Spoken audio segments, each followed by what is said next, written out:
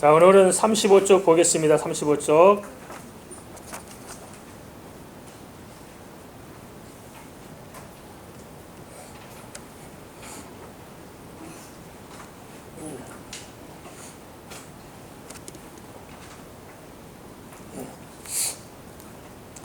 한국 교회가 점점 독일 교회들 닮아가는 것 같아요. 독일에서 교회를 닮아가 미국 교회를 닮아가는데 이게 정말 좋은 점에 닮아가는 건 좋겠지만 안 좋은 쪽으로 급속히 닮아갑니다. 예를 들어 그렇잖아요. 안 좋은 걸 배우기 쉬워요? 좋은 걸 배우기 쉬워요? 안 좋은 걸 배우기 쉬워요. 물리기 쉽습니다. 네. 영국교회는 이제 거의 사람들이 없습니다. 영국교회는 거의 그게 다 텅텅히 비어가지고 그리고 잘 알다시피 예배당을 팔아가지고요. 이슬람에 팔고 술집에 팔아가지고 참 다 지금도 넘어가고 있습니다. 그런데 잘 지은 오랜 그 예배당들이 술집이 돼가지고 술장에서 합니다.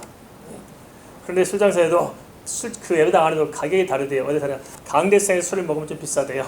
리프타에서 먹으면 좀 싸고. 그래서 하나님 예배한 성전에서 춤추면서 술 마시면서 그렇게 하고 그렇게 다 바뀌어가고 있어요. 특히 독일 교회도 유명하죠. 왜 그런지 아십니까? 결정적 원인이 뭐냐면 신학 사상이 타락해서 그런 신학 사상이. 예전에 독일 교회는 안 그랬거든요. 기독교 교리를 가르쳤어요.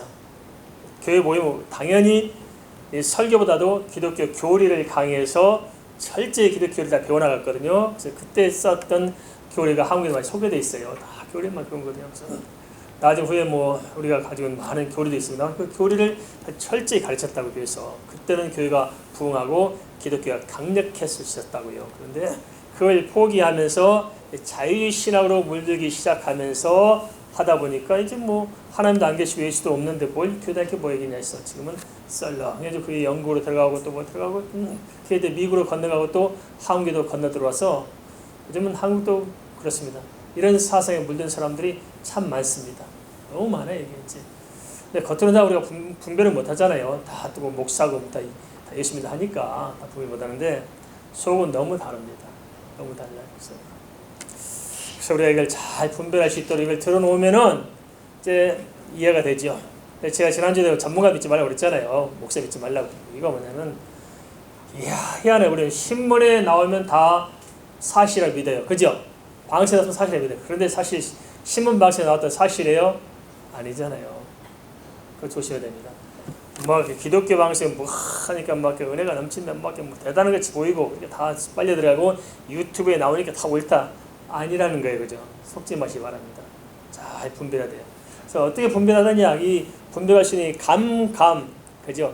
영적인 이 기준점을 정확히 심어주면은 보일 수 있어요, 이게. 근데 대다수 성도 이런 걸 배워본 적이 없어요. 그죠? 언제 들어본 적이 없잖아요. 제가 신앙생활 하는 동안에 한 번이라도 이렇게 교회에서 배워봤습니까? 못 배웠잖아요. 그래, 맨날 복 받으라 하고, 잘 살아하고, 축복 받으라 하니까 은혜가 되고 하는 것 같잖아요. 그러니까 이 땅에 잘 먹고 잘 살면 되는 거지. 예수님 복을 안 주면 부처가 줄 것이고 하니까 가끔 절에도 가고 또 가끔 점도 보고 그런 거 아니에요, 그게.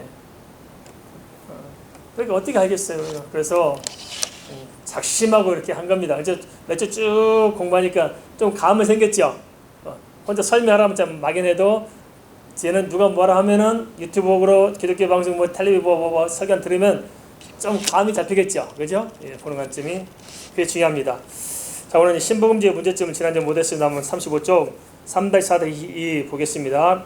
박형영 박사라는 분이 이제 신복음주의에 대해서 정리하셨어요.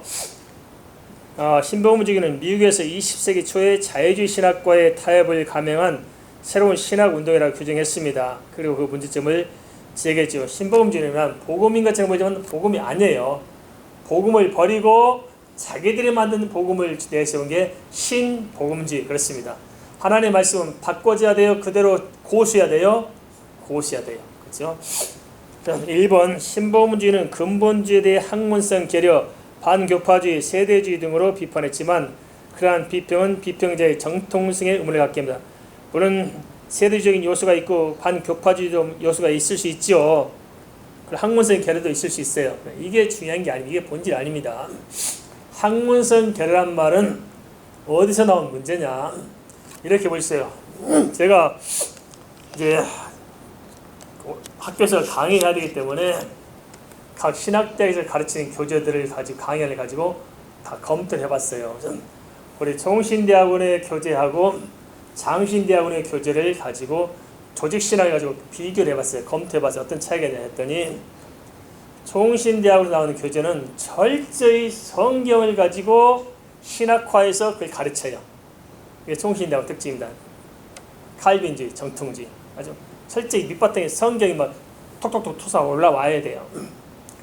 그래 장신대학원에 갔다 보니까 아무 상관없고 사회 인문학 철학 강좌예요. 철학 강좌. 전부 다 철학 강좌. 성경 상관없는 철학 강좌.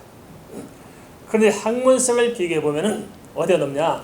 총신대학원을 가르치는 것보다도 장신대학을 가르치는 학문성이 훨씬 차원이 높아요. 아주 석사, 박사만큼 차이가 날려요. 그래가지고 근데 문제는 뭐냐?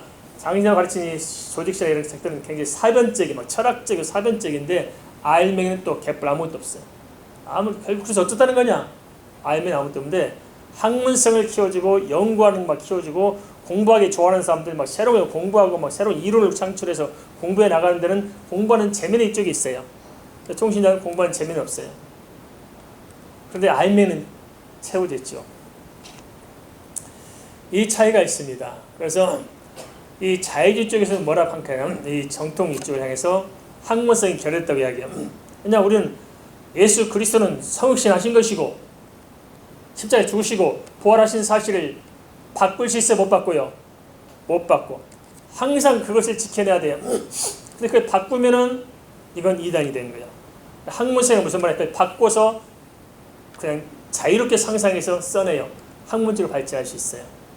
그래서 몰라서 그러지 뭐 사나이교회 무슨 뭐 목사님 무슨 박사기 논란이 너보다 다 몰라서 그런 거예요. 절대 신학 박사는 새로운 게 아무것도 없어요. 해아래 새 것이 없어요. 새로 쓰면은 이건 큰일 나는 거예요. 그러니까 한 이야기 또 하고 또 한 이야기 또 해서 모아서 또 쓸 수밖에 없는 거예요. 그래서 목사님 설교도 한 이야기 또 하고 또 한 이야기 또 하지 새로운 걸 이야기해요. 어제는 막 예수가 그리스도라고 오늘은 예수님이 그리스도가 아닐 수 있습니다 하고 해야 돼요? 안 돼요. 한 이야기 또 하고 한 이야기 또 하니까 무슨 말이냐? 왜 니들이 한 이야기만 또 하고 또 한 이야기 또 하냐? 학문성이 없다. 중요한 것은 학문성이 아니야. 알겠습니까? 진실이 무엇이냐가 중요한 겁니다. 믿습니까? 그런 걸 가지고 시비 걸 필요가 없는데 그렇게 해서 판단이 흐리게 한다는 것입니다. 2번 보겠습니다. 어떤 신복음주자들은 신정통주의와 타협해서 성경의 모를 부정하고 신정통주의 파괴적 비평을 받아들입니다. 신정통주의 입장과 정통주의 입장이 뭐냐? 우리는 칼빈주의 쪽은 우리가 좀 다릅니다. 그쪽은 칼바르트가 한 신정통주의거든요. 근데 그 차이가 신정통주와 정통주의를 가르는 신학적 성경을 대하는 기본적인 차이가 있어요. 그걸 잘 들어보십시오. 누누이 말씀드리기 잘 하실 거예요. 성경 안에 하나님의 말씀이 있다. 맞아요, 틀려요? 이게 신정통주의 입장이에요. 맞는 거 같잖아요. 성경 하나님의 말씀이 뭐가 틀려 있지? 그러면 그 말은 반대로 말하면 성경 안에 하나님의 말씀 아닌 것이 있단 말이 되잖아요. 그러면 성경 하나님의 말씀이 있고 없고 이것이 하나님의 말씀 아니고를 누가 분별하겠다는 거예요? 사람이 판단해서 하나님의 말씀 아니고를 판단하겠다는 거예요. 그게 신정통주의 입장. 저쪽 칼바르트 신정통주의. 거기에 서었기 때문에 이 사람들은 사람이 성경을 판단하니까 문서설을 비롯해서 성경을 가지고 사람의 철학적인 논리 가지고 성경을 막 휘젓고 다니면서 자기가 원하는 학문적으로 발전하니까 학문성이 많고 공부하는 재미가 있고 그런데 결국 뭐예요? 성경을 떠나게 되는 것입니다. 우리는 뭡니까? 절대 성경은 성령으로 감동된 100% 하나님의 말씀입니다. 믿습니까? 성령 감동된 타협의 여지가 없어요. 그래서 신정통주의, 자유주의와 정통주의의 이 선이 뭐냐 그겁니다. 성경 안에 하나님의 말씀이 있습니다 하는 사람이 있어요. 가끔 방송 나오고 그렇게 나와요. 성경 안에는 하나님의 말씀이 있습니다. 근데 우리는 맞습니다 하거든요. 막 은혜가 돼. 아니에요. 그 사람들은 밑바닥 100% 자유주의 신학자들이에요. 알겠습니까? 우리는 모르니까 그거 옳습니다 하잖아요. 안 옳아요 그건. 하나님의 말씀, 성경 안에 하나님의 말씀이 있다는 말은 성경 안에 하나님의 말씀이 아닌 것도 있습니다. 그걸 우리 사람이 판단할 수 있습니다 그 말이잖아요. 속지 마시 바랍니다. 무서운 건 그게 바로 이제 갈라내는 분기점, 휴전선입니다. 알겠습니까? 그 다음에 보겠습니다. 3번 어떤 신복음주의자들은 유실론적 진화론을 받아들여 천지창조의 지질학적 연대를 받아들이고 성계 이적을 부인하거나 예수 그리스도의 처녀 탄생의 기호를 중요치 않게 여깁니다. 유실론적 진화론, 제가 말씀드렸죠. 프랑스 카톨릭 신학자 떼아르 사르댕의 신학 사상입니다. 뭐냐, 하나님께서는 진화의 방법을 통해서 창조했다. 또는 창조적 방법, 창조는 진화론적 방법이 있다. 창조적 진화론, 진화론적 창조론. 이게 굉장히 젊은이들은 쇼킹하고 잘 받아들여져요. 얼마나 쉬워요.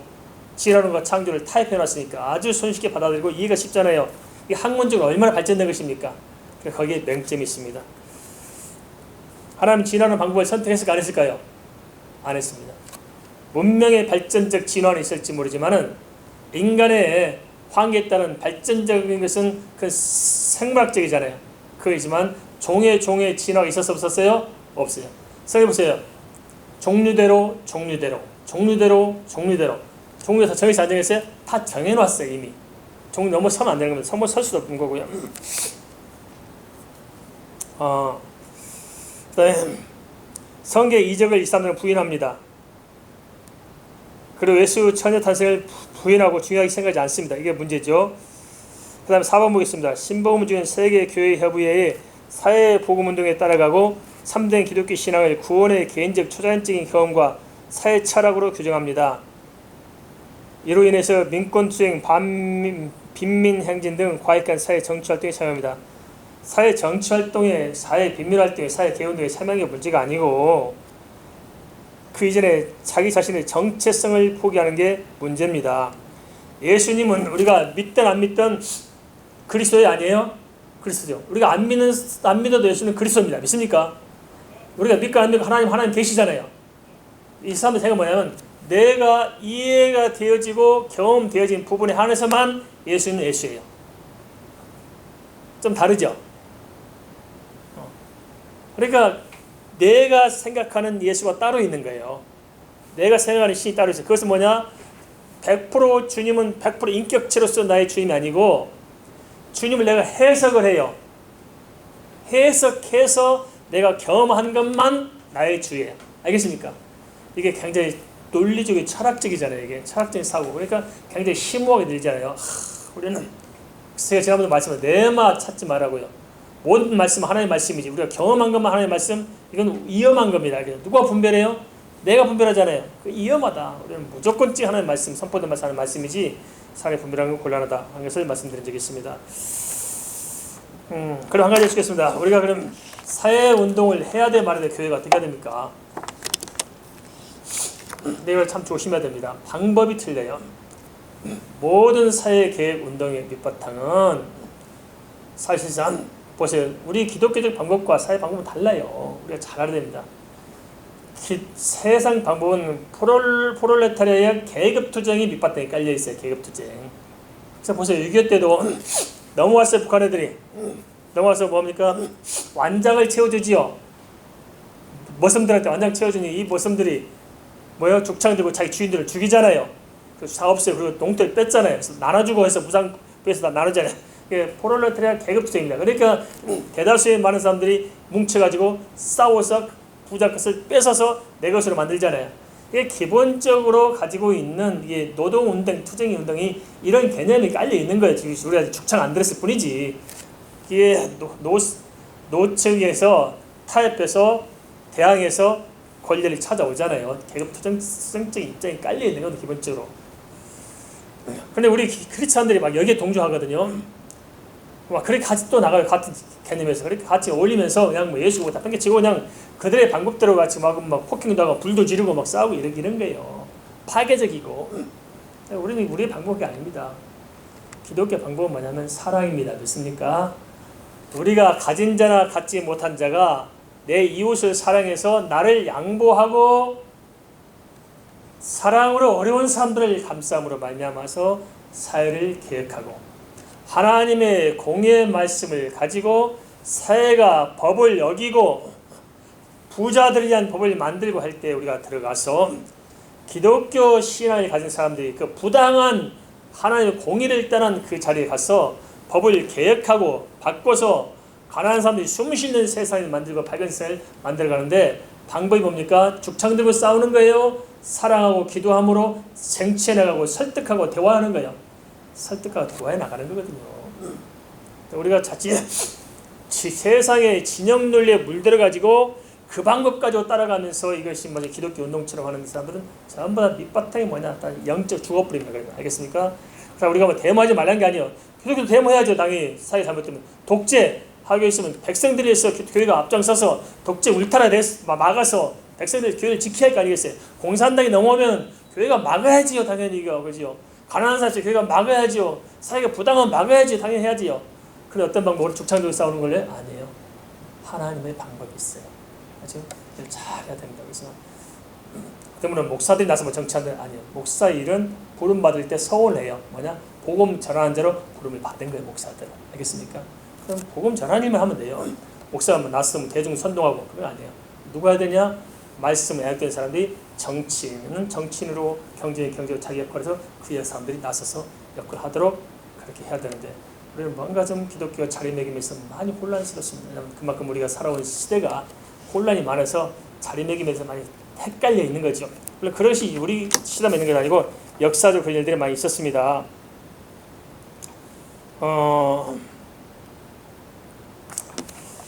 이제 나머지는 뒤에 가면서 하겠습니다. 급진주의로 한번 보겠습니다. 36쪽 보겠습니다.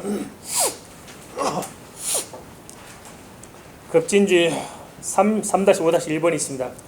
자, 우선 전이시라는 말하죠. 전이시라는 개념이 이해되는데 그는 프론트라인 테올로기라고 기록돼. 프론트라인은 앞에 선 라인, 프론트라인 앞에 서서 나가는 겁니다. 그래서 이 사람들 급진주의라는 레디칼 테올로기라고 합니다. 급진주의 뭐냐? 기존에 우리가 기독교 정통성이 있는 게 상관없이 그냥 불쑥 튀어나와서 진을 만들어 그냥 설치고 해제끼는 것입니다. 이게 급진주의, 전이신학 이렇게 표현한 것입니다. 그러니까 기존의 기독교 정통성은 아무 상관이 없어요. 불쑥 튀어나와서 이것이 기독교다고 새로운 기독교를 막 그냥 퍼뜨리고자 하는 것들, 전이신학 또는 급진신학이라고 하고 있는데 이것은 다른 말로 하면 신자유주의 신학이라고도 이렇게 하고 있습니다. 네발리즘을 주장하고 있는 거죠. 20세기 중반 이후 칼 바르트, 르돌프 볼트만, 폴 틸리, 보네퍼 등에게 영향을 받아 형성되었습니다. 칼 바르트가 말씀한 대로 신정통주의자죠. 보네퍼는 우리가 잘 알아요. 들어보셨습니까? 보네퍼가 독일 출신이잖아요. 독일 사람이 미국으로 유학을 가서 미국에서 학위를 받아서 신학 박사를 받고, 근데 미국에서 이제 그때 당시 히틀러가 독일에 2차 대전을 일으키고 있었잖아요. 그래서 미국에서 보네퍼에게 당신 가면 9일 가면 죽으니까 미국에서 교수하라고 자리 만들어지면서 붙들었어요. 근데 보네퍼가 안 그랬어요. 나는 내 조국에 돌아가야 된다 해서 그 자리를 버리고 보네퍼가 그 2차 대전의 중심 전쟁터인 독일로 돌아갑니다. 참 훌륭하죠? 멋있잖아요. 그런 점 멋있는데 그런데 어떤 문제를 가지고 왔냐면 보네퍼가 그런 게 잘못된 것이 아니고 보네퍼가 자기 민족을 사는 돌아가는 게 당연하지요. 그죠?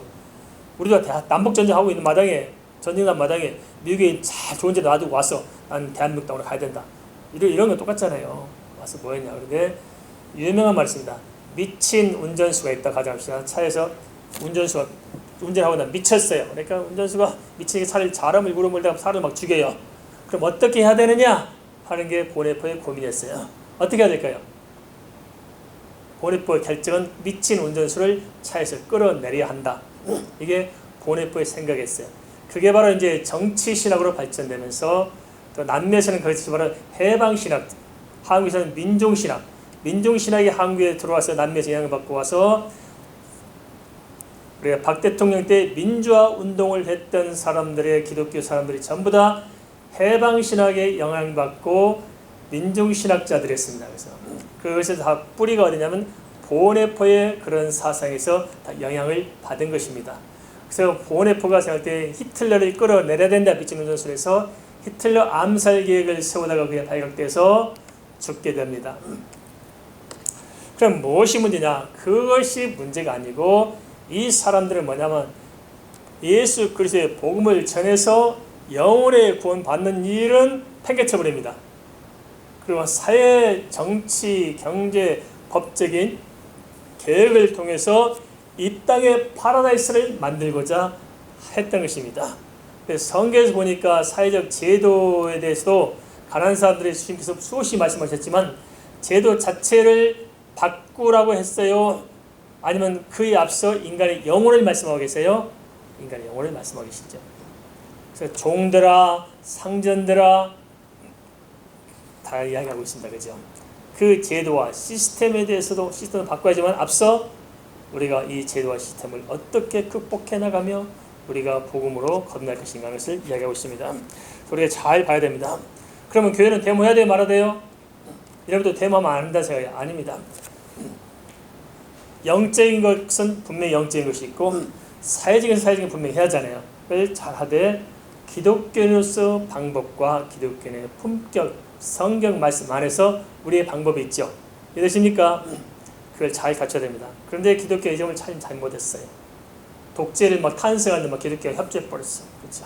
이걸 지독이 먹자. 한국 역사에 기독교 세 자리가 없어요. 그래서 복을 많이 먹었어. 아주 유명한 목사들이 전도환에게 복을 주시고 전도환의 날 통치해가지고 전도환의 정당성을 한국의 유명한 목사님들이 다 확보해줘 버렸어. 이게 기독교로서 아주 참혹한, 그때 기독교의 단합해서 안 됩니다. 절대 당신은 독재자로 왜 이렇게 강조해서 사람을 죽여가지고 그렇게 소란떨기 하면서 당신이 정권 잡으려고 반대하는 사람 죽입니까? 당신 내려놓으십시오. 이 나라는 민주주의로 가야 됩니다. 교회가 다 뭉쳐 나섰었는데 그래서 어느 분이 가서 좀 안타깝지만 독재자의 친구라고 또 소문난분이 되시는데 독재자의 친구, 한국의 석권 목사인데 독재자의 친구라고 다 알고 있습니다. 이게 우리 한국 교회가 정말 비통한 일입니다. 그죠? 이게 참 문제잖아요. 이게 뭡니까? 정말 이렇게 우리가 시대적으로 크리스찬의 양심, 시대와 역사 앞에서 크리스찬의 자리매김을 못한 이런 암울한 시대를 우리가 갖고 있는 거예요. 지금 이제 동성 문제 또 있잖아요. 이때는 또 교회들 가만히 있네 또요. 희한해. 교회들 결정적인 순간 나시할 때도 가만히 있어요. 왜 이게 포괄적인 인권법을 통과해야 될까요? 이 동성애를 갖다가 포괄적에서 끼워 넣으니까 따라가잖아요. 제가 눈이 얘기하거든요. 지금 우리도 막 동생도 막 동생도 많이 하는데 제가 그렇습니다.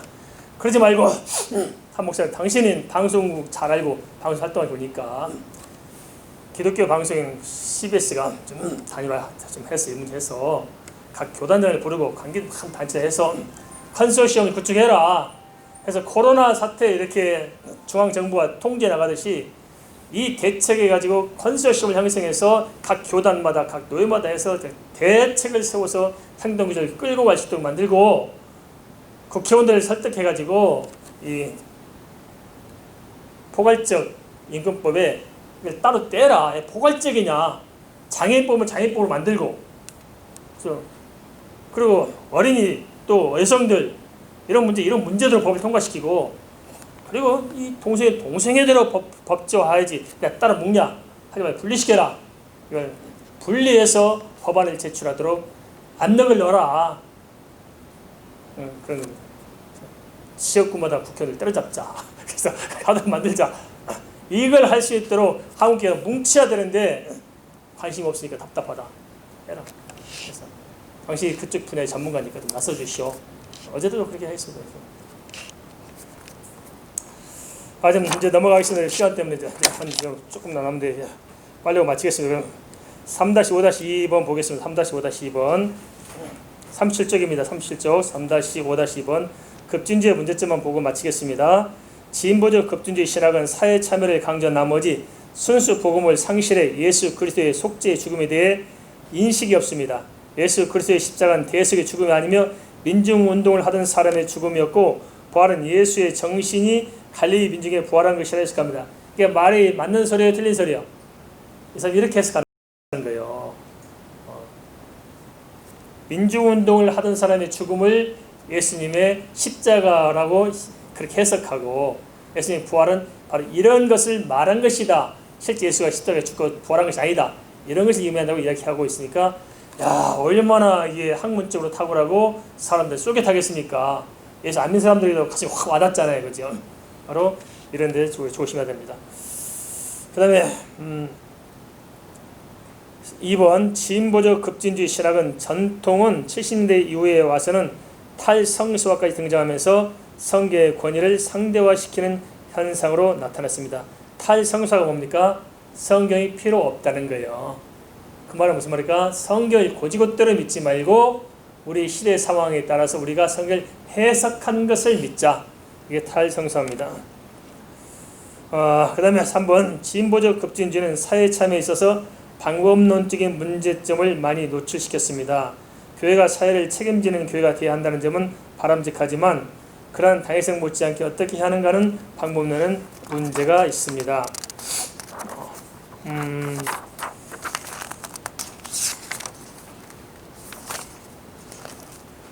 다음 주에 이제 신사동도 하나 남아있네요. 그래서 이 진보주의를 한번 모아가면 되냐면 이제 성경에 대해서 그렇게 합니다. 두 가지 양극단이 있어요. 하나는 뭐냐면 전하는 메시지 자체에 문제가 있다고 보는 겁니다. 문제가 있다. 또 하나는 메시지 자체를 부인하는 경우가 있습니다. 그게 무슨 말이냐? 예수 그리스도의 복음적인 원칙인 복음을 전한 그것은 문제가 있다고 보는 것입니다. 그래서 그것을 달리 현상화 해석해서 마치 예수 방금 말씀드린 대로 예수의 십자가 사건은 민중들의 죽음을 의미하는 것이고 예수의 부활은 민중들의 부활 운동을 의미하는 것인데 예수가 실제 십자가에 죽었고 부활했다고 말하는 것은 잘못이다. 이렇게 해서 바꿔야 한다 해서 한 극단을 그렇게 하고 있고, 두 번째 뭡니까? 아예 이제는 성경은 담쌓고 하지 말고 우리가 필요한 교훈만 받아들여 가지고 이 시대에 맞는 새로운 기독교를 만들어 가야 한다 하는 게 또 양 한 극단입니다. 무섭죠? 이게 많이 파고 들어와요. 그런데 문제가 뭐냐면 우리들은 오랫동안 예수 믿어서 잘 안 바뀌네, 보식이 안 바뀌는데 젊은 층들은 이렇게 싹 바뀌어가요. 그리고 이렇게 저희들 이야기하면 꼰대라고 그래요. 꼰대 라떼 시대. 또 그 말 또 한다 징그럽다. 이게 맨날 그 타령이냐. 그런데 이런 사람들이 말하면 이야 대단히 학문성이 있고 쫄깃하다. 바로 저기 하고 젊은이들이 싹 물려가요. 대학가에서 이 교수들 한마디가 싹 그렇게 다 잠을 바꾸고 대학 가면 교회를 떠나요. 애들이. 이런 생각 문제거든요. 젊은이들이 없는 데 교회 안에. 심각한 문제입니다. 그렇죠. 젊은이들 그게 얼마나 쫄깃하겠어요. 사단이 한 말 있죠. 하나님은 선을 알게 나무식을 먹으면 정 죽으라고 그랬죠. 사단 안 죽는다. 하나님 좀 지혜롭게 될 것이다. 누구 말이 더 가슴에 쏙이 와닿아요? 사단 말 훨씬 와닿아요. 훨씬 심오하네. 훨씬 발전적이고 훨씬 학문적이네요. 하나님 설명이 필요하죠. 하나님 왜냐? 선포만 끝납니다. 태초에 하나님께서 천지를 창조하시니라. 산소리가 달라붙어 안 달라붙어요? 안 달라붙어. 필요 없어요. 주는 그리스도시요 살아계신 하나님 아들이다. 끝났어요. 왜 그리스도냐? 그래서 인간의 이야기에 대해서 설명 뿌리지 선포예요. 선포. 성경 말씀. 그냥 진리는 선포입니다. 비진리는 꾸며야 되니까 별말들 별생각들이 달라붙어요. 그래서 복잡합니다. 심오한 것 같지만 속지 마시기 바랍니다. 이만큼 좀 들으니까 이만큼 분별되겠죠? 기도하고 적당히